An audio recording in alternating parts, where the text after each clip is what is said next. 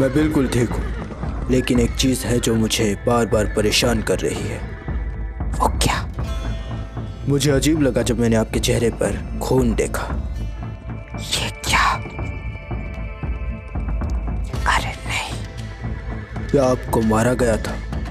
ऐसी तो कोई बात नहीं है। तो फिर खून आपके होठों पर कैसे आया? ये तो मेरा खून नहीं है। मुझे लगता है कि दाग लग गया होगा गंदी से। इतनी सारी जगहों को छोड़कर आपके होठों पर ही दाग लगा। मेरी तसल्ली के लिए मुझे देखने दीजिए। तसल्ली? क्या मतलब? अगर आप सच में जख्मी नहीं है तो। मैंने कहा ना, मुझे किसी ने नहीं मारा।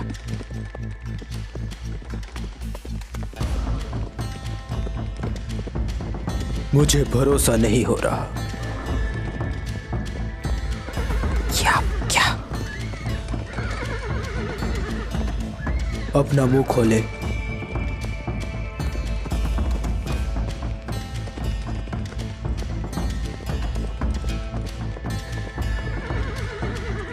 कोई जख्म नहीं दिख रहा।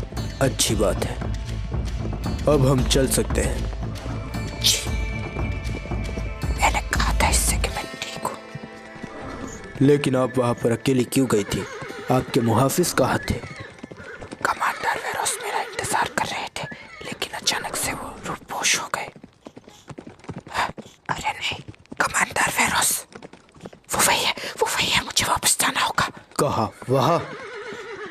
वो बिना कुछ कहे गायब हो जाने वालों में से नहीं है। आपके कहने का मतलब है उनके साथ कुछ हुआ है? मेरी तरफ अब सिर्फ कमांडर वेरोस ही बचे हैं। उनके अलावा मैं किसी पर भी भरोसा नहीं कर सकती।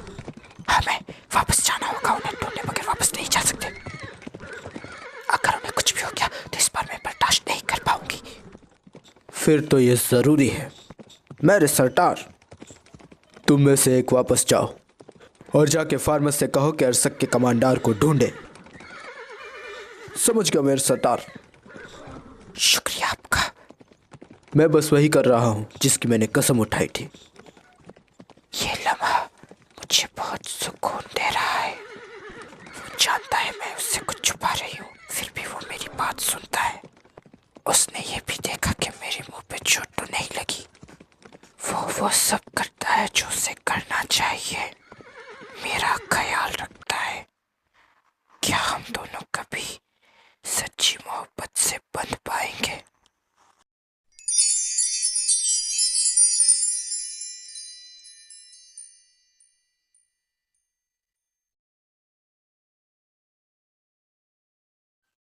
आप चाहती है कि शादी के तोहफे दिए जाए?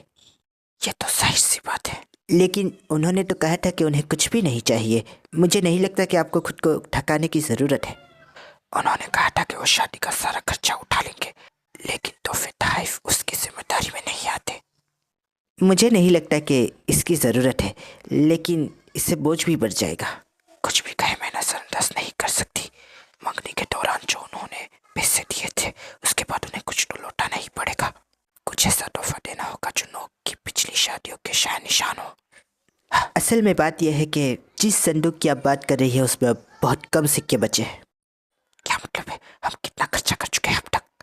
हमने शहजादे कैलफिल्टर की मौत के हर्जाने की एवज जो रकम दी, उसके बाद सारी की सारी पर करियर आई वजीर लियोन कैलफिल्टर ने उठा ली।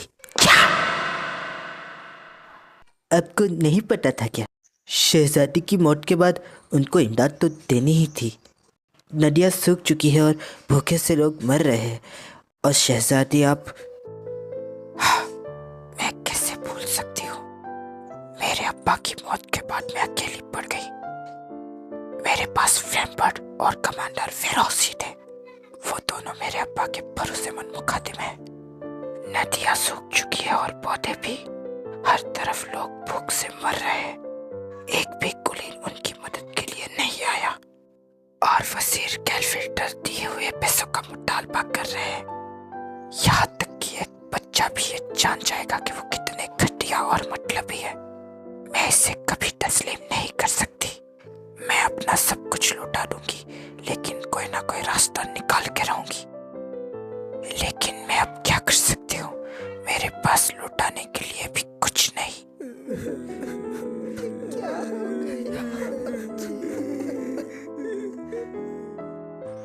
आखिरकार लोगों की जान बचाने के लिए ही तो मैंने उस मुआहदे पे दस्तखत किए थे, और अब ये वो बेड़ी बन चुकी है कि जिसने हमें बांध लिया है।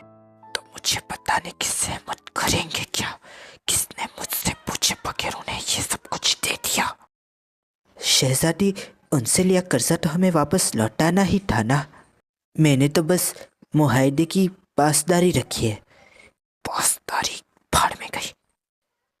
कैलफिल्टर की मौत के हर जाने के तौर पे उन्होंने जरूर कवन किया होगा और अपनी जेबें भरी होगी। एक एक शहीद सिपाही को पैसों में तोला उन्होंने।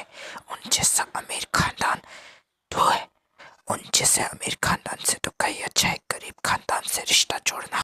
तो आप बताना चाहेंगे कि हमारी जेब में कितने सिक्के बचे हैं? अगर आप चाहे तो हम वजीर कैलफिल्टर के परिवार से रकम उठा लेते हैं। भले ही वो इस साजिश से सहमत ना हो, लेकिन वो एक सुलझे हुए इंसान है, वो हमारी मदद करेंगे। मदद करेंगे? दफा हो जाओ यहाँ से। जी शहजादी। इससे तो मैं पागल हो जाऊंगी।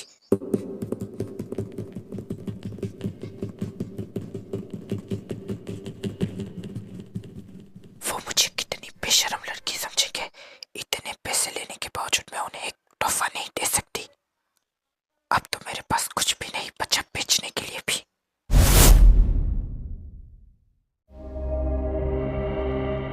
अरे हाँ, एक चीज